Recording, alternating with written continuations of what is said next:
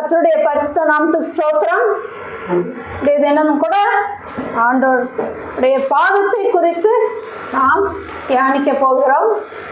அவருடைய பாதத்தில் நாம் அமரும்போது, நம்பும்போது அவர் நமக்கு பெரிய காரியங்களை செய்கிறாரு, நன்மைகள் செய்கிறாரு, அதிசயங்கள் செய்கிறாரு. ஆமென், அல்லேலூயா. வாசிக்கலாம். நம்ம லூக்கா எழுதின சுவிசேஷம் 7ஆம் அதிகாரம் 36வது வசனம். பரிசேயரில் ஒருவன் தன்னுடனே போஜனம் பண்ண வேண்டும் என்று அவரை வேண்டிக் கொண்டான். அவர் அந்த பரிசேயனுடைய வீட்டில் பிரவேசித்து பந்தி இருந்தார். இதை நம்ம பார்க்குறோம். இந்த 7ஆம் அதிகாரத்தில் 36 முதல் 50 வரைக்கும் நம்ம பார்த்தோம்னா அங்கே 3 கேரக்டர் பார்க்கலாம். ஒன்று இயேசு கிறிஸ்து, இன்னொன்று யூத மனுஷன் ஆகிய பரிசேயனாகிய சீமோன், மூன்றாவது பாவியாகிய ஸ்திரீயை குறித்து அங்கே பார்க்கலாம். இயேசு கிறிஸ்து சீமோன் என்கிற பரிசேயன் வீட்டுக்கு அழைக்கப்பட்டிருந்தார். Jesus Christ was invited by the Pharisee Simon to dine with him. அவனோடு போஜனம் பண்றதுக்காக அவர் அங்க அழைக்கப்பட்டதை நாம் பார்க்கிறோம். பொதுவாக அந்த காலத்தில் நாம் பார்ப்போம் என்றால், ஒரு மத தலைவன் வீட்டில் யாராவது இன்வைட் பண்ணலன்னா, அழைக்கப்படாத பட்சத்தில் போகக்கூடாது. அப்படி போவோம் என்றால் அவன் நியாயத்திற்கப்படுவார்கள், அது வெட்கம் உண்டாகும் என்று அங்கே நம்ம அந்த சமயத்தில் ஒரு இது இருந்துச்சு.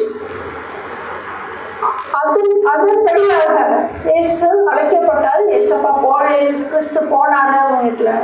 ஆனாலும் இன்னொரு பாவியாகிய ஸ்திரீ சொன்ன ஒரு ஸ்திரீ கூட என்ன செய்யறா, இயேசுவின் பாவத்தின் பின்பதாக அழுது கொண்டு இருக்கிறத பார்க்கிறோம். அவ ஒரு தைரியமாக வெளிப்படையாக இன்வைட் பண்ணாம பின்னாடி நின்று அழுது கொண்டிருக்கிறத பார்க்கிறோம் இல்லையா? ஒரு பாத்திரத்தை நம்ம பார்க்கிறோம். அவளுடைய பாவம் பெருகி இருந்துச்சு.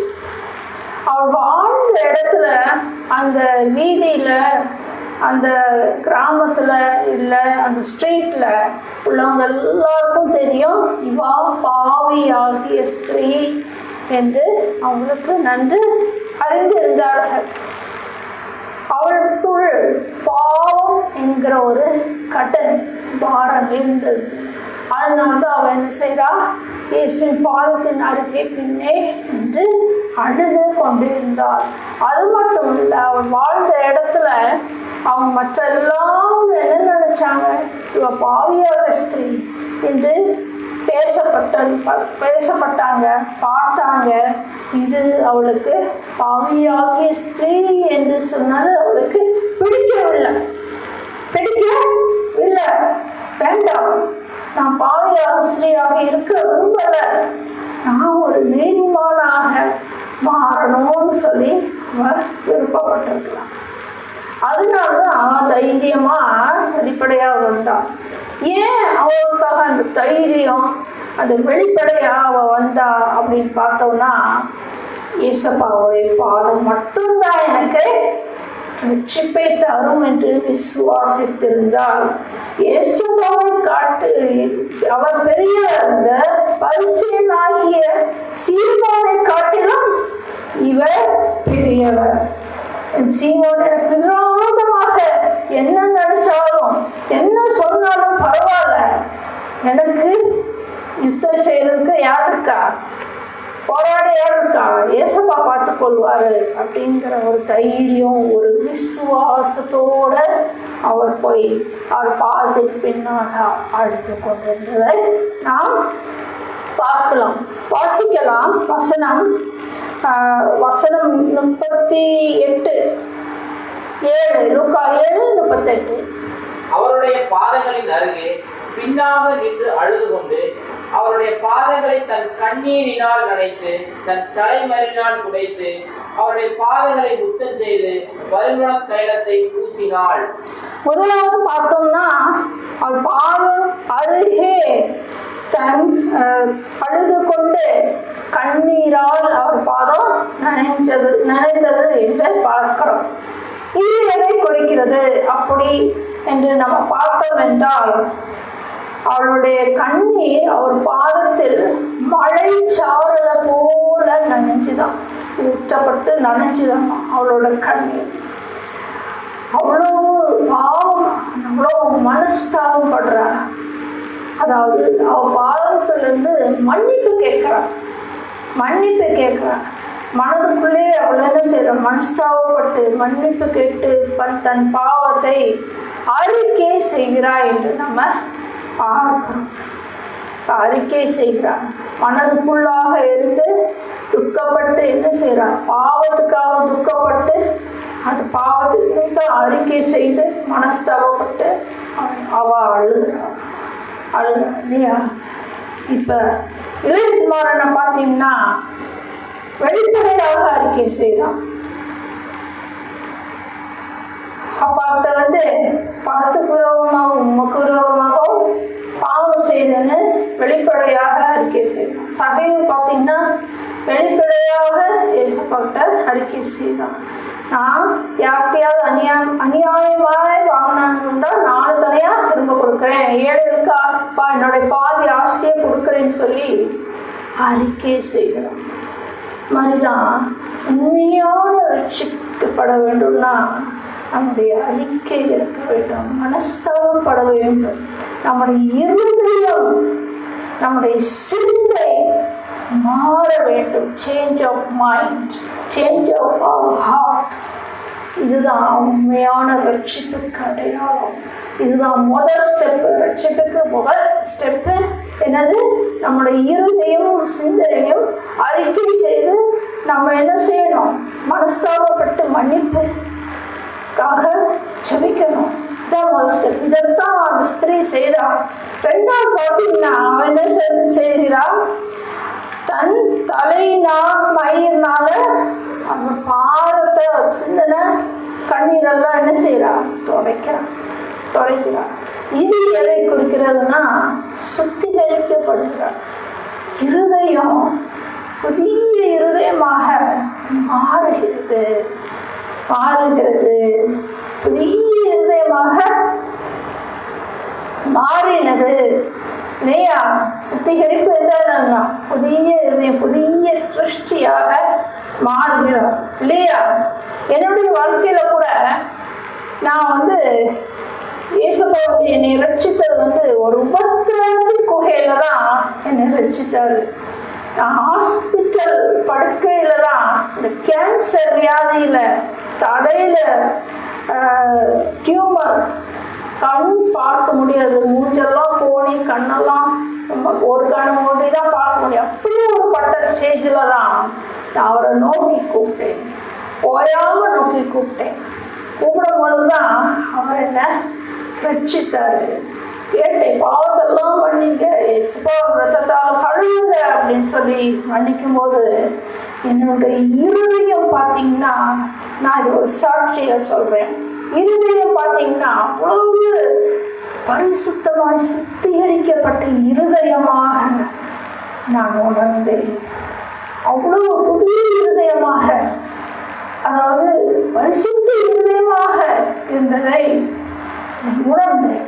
அது நியர்லி 1 month மேல அந்த பரிசுத்தமான இருதயம் இருந்ததை என்னால் ஃபீல் பண்ண முடிஞ்சது. அது மாதிரி தான் உங்களுடைய வாழ்க்கையில் இருதயம் மாற்றம் இருக்கணும். அந்த பரிசுத்தம் அடைந்தேன், புது சிருஷ்டி அடைந்தேன், என்னுடைய இருதயம் புது இருதயமாக மாறிச்சு என்ற உணர்வு நமக்குள் வரும். அதுதான் சுத்திகரிப்பு. சும்மா ஆர்டரியான ரத்தத்தை சுத்திகரிச்சுட்டு அதுதான் முடிஞ்சுது அப்படின்னு கிடையாது. நம்ம உணரணும், இருதயம் உணரணும். உணர்வு இருந்தாதான் இட்ஸ் a true salvation, உண்மையான ரட்சிப்புக்கு அடையாளம். மூன்றாவது பார்த்தீங்கன்னா அவர் பாதத்துல ஓயாம என்ன செய்தார், முத்தம் செய்தார் என்று நம்ம பார்க்கிறோம். ஏன் முத்தம் செய்கிறார், என்ன அர்த்தம் அப்படின்னா கனப்படுத்துகிறார். அவர் மேல அவ்வளவு அன்பு செலுத்தினார். அன்பு, மிகவும் பெரிய அன்பு அவருக்கு எஸ்பா மேல இருந்துச்சு. கனப்படுத்தினார். அதான் ஓயாம முத்தம் செய்தால் அங்கே எழுதப்பட்டிருக்கு. நான்காவது காரியம் பரிமள தைலத்தால் பூசினா அப்படின்னு காலில் பூசினா என்று நம்ம பார்க்கிறோம் இல்லையா? இது எதை குறிக்கிறது என்றால் தாழ்மையை குறிக்கிறது. அவன் நன்றி உணர்வுடன் நிறைந்தே என்று சொல்லி நன்றி உணர்வுடன் என்ன செய்கிறார், அவருக்காக ஆராதனை செய்கிறார். இதுதான் நான்காவது காரியம். பரிமள தைலத்தை குறித்து சொல்லப்பட்டிருக்கிறது. பாருங்க, ரட்சிப்புக்கு 4 ஸ்டேஜ் பார்த்தோம் இல்லையா? 4 ஸ்டேஜ் பார்த்தோம் இல்லையா? முதல்ல என்ன பார்த்தோம்? மனம் திரும்புதல், change of heart and mind. 2வது சுத்திகரிப்பு, இருதையும் சுத்திகரிப்பை நம்ம உணரணும். உணரும் போது ஆவியானவர் நமக்குள்ள வந்து என்ன செய்ய முடியும், செயல்பட முடியும். எது நன்மை எது தீமை என்று சொல்லி செயல்பட முடியும். ஒரு பொய் சொன்னா நீ பொய் சொல்ற அப்படின்னு சொல்லி உணர்த்துவாரு. 3வது காரியம் ஓயாம முத்தம். நீங்க ஓயாம முத்தம் செய்யறீங்களா? ஆண்டவர் பாதத்துல ஓயாம அன்பு செலுத்துறீங்களா? அன்பு செலுத்துறீங்களா? எல்லாமே காட்டிலும், யாரை காட்டிலும் முத்தம் செய்யறீங்களா? இல்ல உலகத்தை முத்தம் செய்யறீங்களா? உண்மையான ரட்சிக்கப்பட்டவன் உலகத்தை முத்தம் செய்ய மாட்டான். அவருடைய பாவங்களெல்லாம் முத்தம் செய்வான். அவரை மட்டும் தாங்க நடத்துவான். அவரை மட்டும்தான் மகிமைப்படுத்துவான். போய் மனுஷனை போய் கனப்படுத்த மாட்டான், மகிமைப்படுத்த மாட்டான். அவரை மட்டும்தான் காணப்படுங்க. 4வது பரிமள தைலம் இல்லையா? அவன் தாழ்மை இருக்கும். நம்ம ரட்சிக்கப்பட்டோம்னா, நம்ம உண்மையான ரட்சிக்கப்பட்டோம், நம்மளத்துல தாழ்மை இருக்கணும். தாழ்மை இருந்தால்தான் நம்மளுடைய கிருபை நம்மளுடைய வாழ்க்கையில பெருகும். தாழ்மை இல்லைன்னா எல்லாமே போச்சு. யார் வந்து உட்காந்துருவார்? பிசாஸ் வந்து உட்காந்துருவார். இந்த இது அநேகர் சொல்றாங்க, நான் ரட்சிக்கப்பட்டிருக்கேன், ஆமா அவங்க born again Christian அப்படின்னு சொல்றாங்க. ஆனா அவங்களுடைய வாழ்க்கையை பார்த்தீங்கன்னா still they walk in darkness இல்லையா? இருளான வழியில தான் அவங்க போய் இடரை கொண்டு இருக்கிறதை நம்ம பார்க்கிறோம். அப்படி இல்லாதபடிக்கு நாம் என்ன செய்யணும்? உண்மையான ரட்சிப்பு இருக்கும்போது தான் அவருடைய பாதம் நமக்கு என்ன செய்யும்? உண்மையான ரட்சிப்பை கொடுத்து நம்மளை வழி நடத்தும் என்று நம்ம பார்க்கிறோம். அது மட்டும் இல்லை, நம்முடைய வாழ்க்கையில ஒரு டைம் ரட்சிக்கப்பட்டோம் அப்படி கிடையாது, அனுதினமும் நாம் ரட்சிக்கப்பட வேண்டும். எப்படி ஒரு பால் டெய்லி வாங்குறீங்க, பால் பாத்திரத்துல, அதே பால் பாத்திரத்துல இல்லை பால் குக்கர்ல பால் ஊத்துறீங்க, ஊற்றிட்டு அதை யூஸ் பண்ணிட்டு கழுவாவும் அப்படியே வச்சிருவீங்களா? அடுத்த நாள் பால் அதுலேயே ஊற்றுங்கன்னு என்ன செய்வீங்க? கழுவுவீங்க. நல்லா சுத்தம் பண்ணி தான் கழுவுவீங்க. அது மாதிரிதான் நம்முடைய இருதயம், சிந்தனை, ஒவ்வொரு அமைப்புகளும் அனுதினமும் என்ன செய்யணும்? அவருடைய ரத்தத்தால கழுவப்பட வேண்டும். கழுவப்படும் போதுதான் ஒவ்வொரு நாளும் நாம் என்ன செய்ய முடியும்? ரட்சிக்கப்பட முடியும்.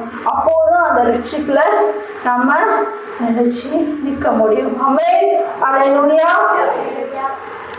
ரெண்டாவது பார்த்தீங்கன்னா, அவருடைய பாதம் அற்புதம் செய்யும் பாதமாக காணப்படுகிறது. பாதம் ஒன்றே வேண்டும், இந்த பாதம் ஒன்றே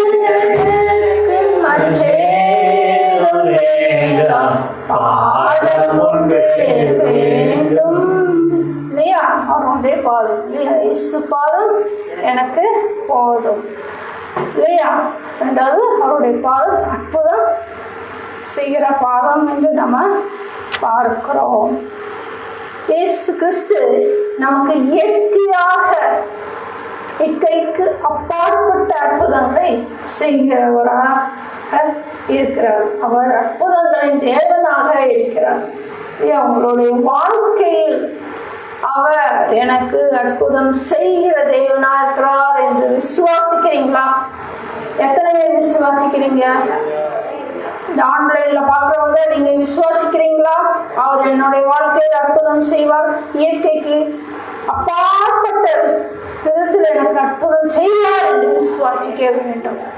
ஏனென்றால் அவர் நமக்கு அப்படிப்பட்ட அற்புதங்கள் செய்கிறவராயிருக்கிறார். வாசிக்கலாம். மார்க் எழுதின சுவிசேஷம் 6ஆம் அதிகாரம் 48வது வசனம். அப்பொழுது காற்று அவர்களுக்கு எதிராயிருந்தபடியினால் அவர்கள் கண்டு வருகிறதில் வருத்தப்படுகிறதை அவர் கண்டு ராத்திரியில் 4ஆம் ஜாமத்தில் கடலின் மேல் நடந்து அவர்களிடத்தில் வந்து அவர்களை கடந்து போகிறவர் போல் காணப்பட்டார். சீஷர்கள் இரவு நேரத்துல 4ஆம் ஜாமம் நினைக்கிறேன், அந்த நேரத்துல என்ன பண்ணுவாங்க? கடல்ல போயிட்டு இருக்காங்க. அங்க காற்று, பலத்த காற்று வீசுது. தண்டு வலிக்க கஷ்டப்படுறாங்க. கஷ்டப்பட்டு தண்டு வலிச்சு போயிட்டு இருக்காங்க. இது யார் அறிஞ்சா? ஏசப்பா அறிந்து உடனே, ஐயோ என்னோட பிள்ளைகளும் கஷ்டப்படுறாங்களே, தண்டு வலிக்க கஷ்டப்படுறாங்க, காய்ச்சலிக்குது, உடனே போய் அவங்களுக்கு சகாயம் செய்யணும் அப்படின்னு சொல்லி அவர் அந்த கடல்ல நடந்து வர்றாரு. நடந்து வந்தோடனே இவங்க பயப்படுறாங்க, ஆவேசம் அப்படின்னு சொல்லி பயப்படுறாங்க. இப்போ அவர் சொல்றாரு, நான் தான், பயப்படாதீங்க, திறன் கொள்ளுங்க அப்படின்னு சொல்லி சொல்றதை நம்ம அங்கே பார்க்கலாம். அப்போ உடனே அவர் அந்த போட்டில் ஏறுறாரு. போட்டில் ஏறினோடனே அங்கே காற்று அகன்று போகுது. அகன்று போனோடனே அமைதல் உண்டாகுது இல்லையா? அமைதல் உண்டாகுது. அப்போ அமைதல் உண்டானா அந்த சீஷர்கள் அந்த அற்புதத்தை கண்டு என்ன சொன்னார்கள் அப்படின்னு என்று பார்ப்போம் என்றால், வசனம் 51 வாசிக்கலாம். மார்க் 6:51. அவர்கள் இருந்த படகில் ஏறினார். அப்பொழுது காற்று அமர்ந்திருந்தது. அதனால் அவர்கள் தங்களுக்குள்ளே மிகவும் பிரமித்து ஆச்சரியப்பட்டார்கள்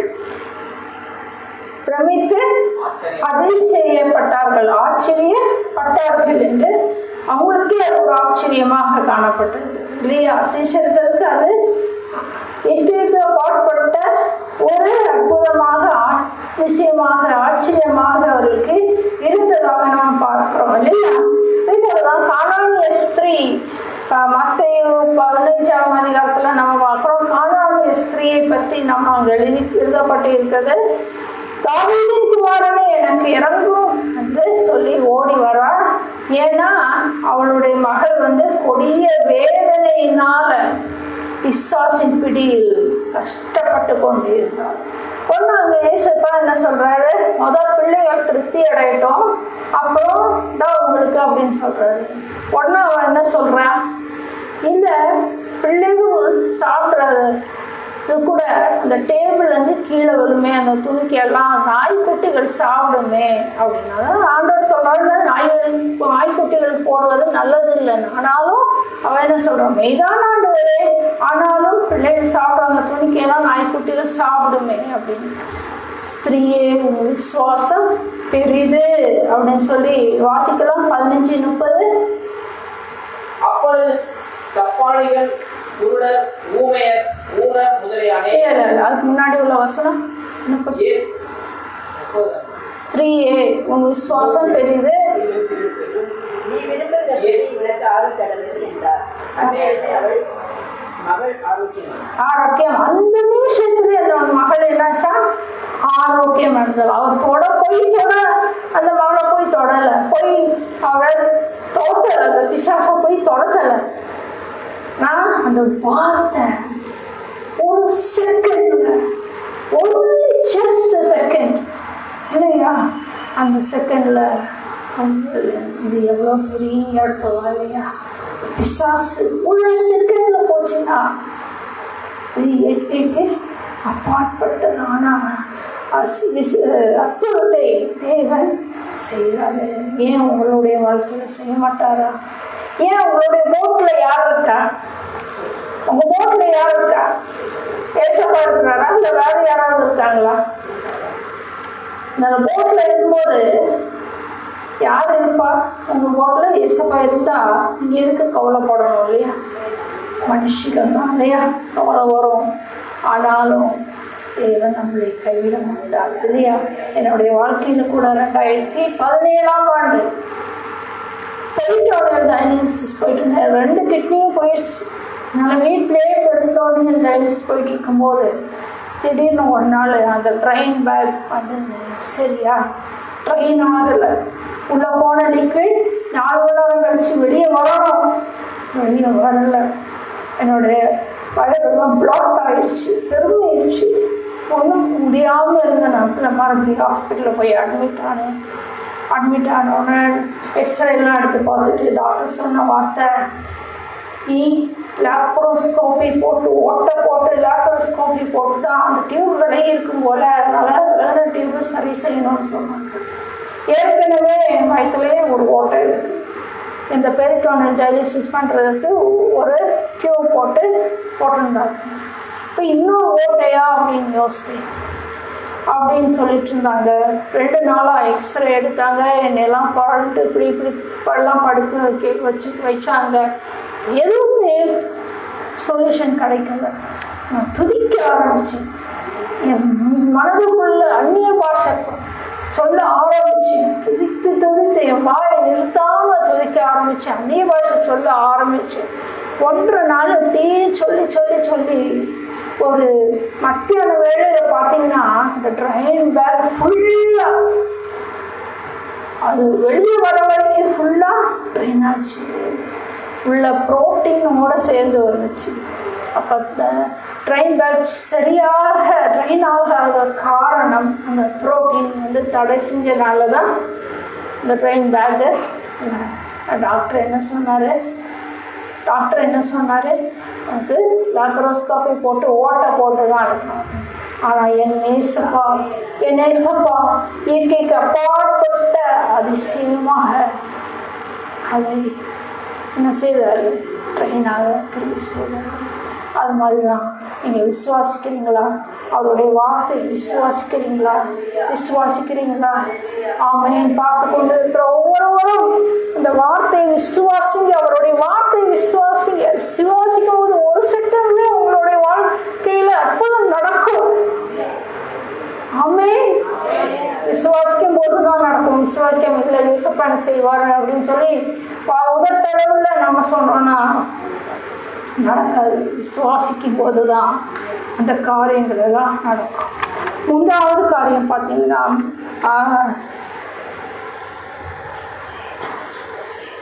இயேசு பாதம் எனக்கு போதும் எந்த நாளும் ஆனந்தமே. இயேசு பாதம் எனக்கு போதும் எந்த நாளும் ஆனந்தமே. எதை நினைத்தும் கலங்க மாட்டேன், நினைத்திடுவேன். எதை நினைத்தும் கலங்க மாட்டேன், என்றும் துதித்திடுவேன்.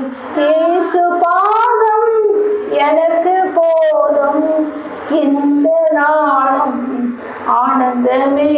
ஒரு பாதத்துல நீங்க வந்த போதும் தான் அந்த அதிசயத்தையும் அற்புதத்தையும் நம்ம காணலாம். மூணாவது காரியமாக அவர் பாதம் நம்மை போதிக்கிற பாதமாக காணப்படுகிறது. அவருடைய பாதத்தில் அமர்ந்து அவருடைய போதனை நாம் கேட்கும் போது அது ஒரு பெரிய சிலாக்கியமாக காணப்படுகிறது. ஏனென்றால் அவர்தான் நம் தலைவராகவும் இருக்கிறார், போதகராகவும் இருக்கிறார்.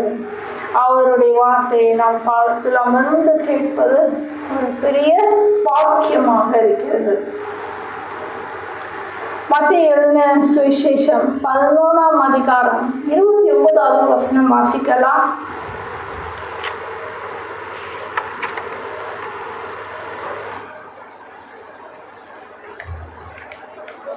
மத்தேயு எழுதின சுவிசேஷம் 11வது அதிகாரம் 29.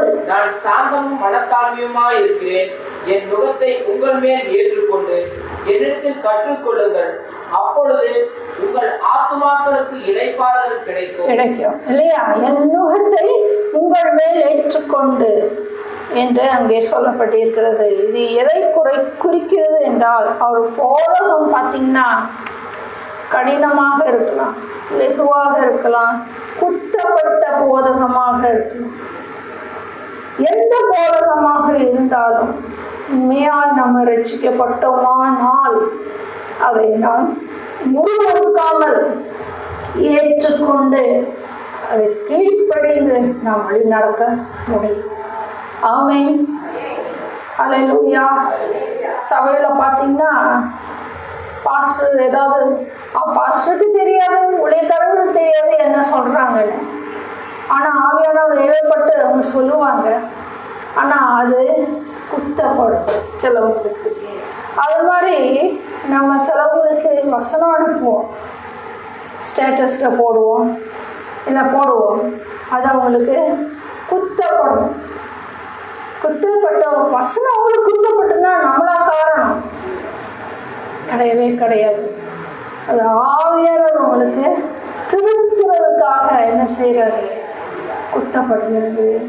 ஏன் எனக்கு குத்துது என்று நீங்கள் சிந்திக்கணும். ஏன் அந்த வசனம் எனக்கு கடினமாக இருக்கிறது நீங்கள் சிந்திக்கணும். ஆண்டவர் இதுலேருந்து என்னை போதிக்கிறாரா அப்படின்னு தெரிய வரணும். ஆண்டவர் என்னை போதிக்கிறாரா, இல்லை இதில் ஏதாவது சொல்ல வர்றாரா, இல்லை நான் திருந்தணுமா அப்படின்னு சொல்லி அவர் பாத்தில் அமரும்போது கேட்க முடியும். அப்போதான் கேட்க முடியும். சில வசனங்கள் கடினமாக இருக்கும்போது தண்ணீரில் கடக்கணுங்கிற ஒரு சொல்லுவார், தண்ணீரில் கடை அப்படின்னு சொல்லுவார். நான் இதுக்காக நான் வாழ்கிறேன், நான் இதுக்காக தண்ணீரில் கடக்கிறதுக்காக நான் வாழ்றேன், இவ்வளோ கஷ்டத்துக்காக நான் வாழ்கிறேன், இவ்வளோ கஷ்டத்துக்கு படத்துக்காகவா நான் பிறந்தேன் சொல்லாதீங்க. ஏற்றுக்கொள்ளுங்க. ஏற்றுக்கொள்ளும்போது பெரிய அதிசயங்களை காண்பிப்பார். பெரிய காரியங்களை உங்களோட வாழ்க்கையில செய்வார், அற்புதம் செய்வார். உங்களை கொண்டு பெரிய காரியங்களை அவர் செய்ய வல்லவராக இருக்கிறார். ஆமென். ஒருவேளை உங்களுடைய வாழ்க்கையில உங்களை மோல்டு பண்ணுவார், என் மகன் இன்னும் இந்த காரியத்துல திருந்தணும், அதுக்காக இந்த வசனத்தை கொடுத்து உண்டக வைப்பார். இப்போ வசனத்து மொழி நம்ம மோல்டு பண்ணும்போது தான் என்ன செய்ய முடியும்? அவருக்கு இஷ்டப்படி பிள்ளைகளாக நம்ம மாறும்போது தான் என்ன ஆகும்? பரலோக பாக்கியம் கிடைக்கும். பரலோக பாக்கியம் கிடைக்கிறதுக்காக அவரோட சேர்ந்து வரணும். என் பிள்ளை, என் மகன் என்னோட வார்த்தையை கேட்டு அவன் மோல்டு ஆகி அவன் என்னுடைய பிள்ளையாய் வழியில் நடந்து என்னோட ராஜ்யத்தில் அவர் சேர வேண்டும் என்று சொல்லி அவர் என்ன செய்கிறாரு?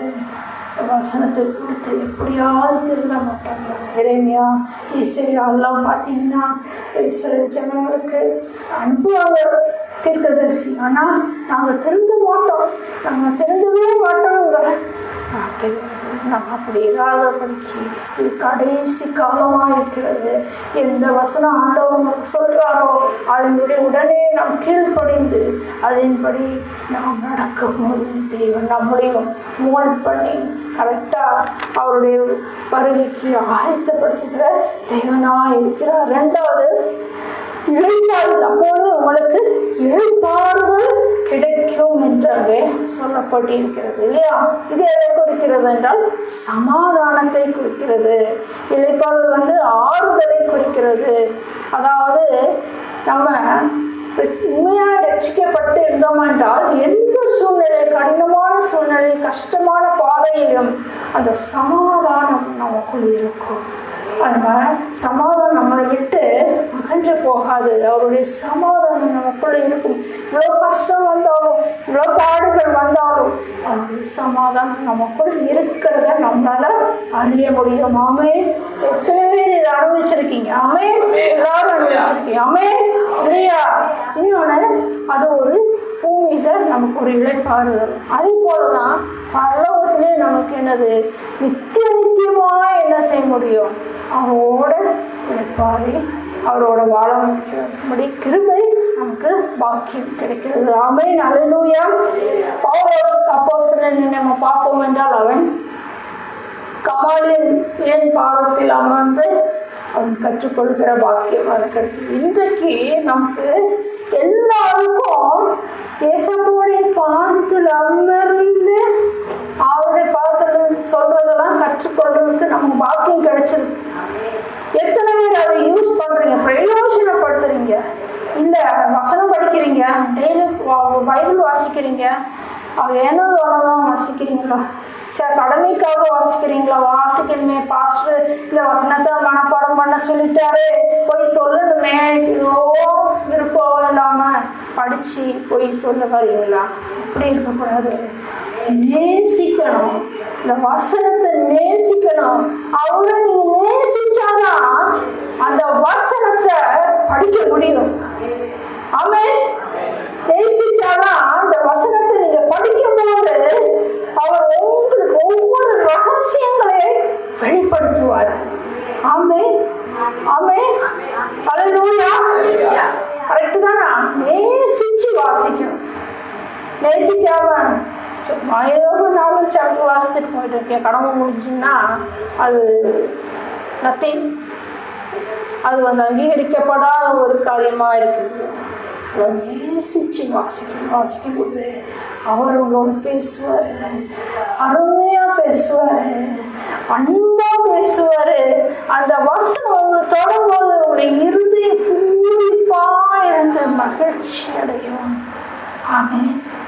ஆமென். ஸ்தோத்திரிக்கிறோம். ஸ்தோத்திரம் இயேசுப்பா, ஸ்தோத்திரம் இயேசுப்பா. அந்த மகிழ்ச்சி நமக்குள்ளாக இருக்கும். அந்த வசனம் கிடைத்தவுடன் நமக்குண்டே என்று இசையா சொல்லும். வசனத்தை நேசிக்கும் போதுதான் அதை உட்கொள்ள முடியும். நாம் உட்கொண்டாதான் அது என்ன செய்ய முடியும்? கிரியை செய்யும். கிரியை செய்யும்போது நமக்கு மகிழ்ச்சியாக பொங்கி அது ஆண்டவர் தந்தாரு என்று விசுவாசிக்க முடியும். அப்படியாக நம்ம நேசிக்க முடியும். வேதத்துல நாம் பார்த்தோம் என்றால் யாரு அவருடைய பாதத்தில் அமர்ந்து நல்ல பங்கை பெற்றுக்கொண்டார்? யார் அவருடைய பாதத்தில் அமர்ந்து நல்ல பங்கை பெற்றுக்கொண்டது? மரியாள். மரியாள் அவருடைய பாதத்தில் அமர்ந்தனால நல்ல பங்கை பெற்று கொண்டது. மாதிரிதான் நாமும் என்ன செய்யணும்? அவருடைய பாதத்தில் அமர்ந்திருந்து நல்ல பங்கை பெற்றுக்கொள்ள வேண்டும் இல்லையா? அப்பதான் அவருடைய பிள்ளைகள் என்கிற பாக்கியம் நமக்கும் பெற்றுக்கொள்ள முடியும். அவனுடைய ஸ்தோத்திரம்.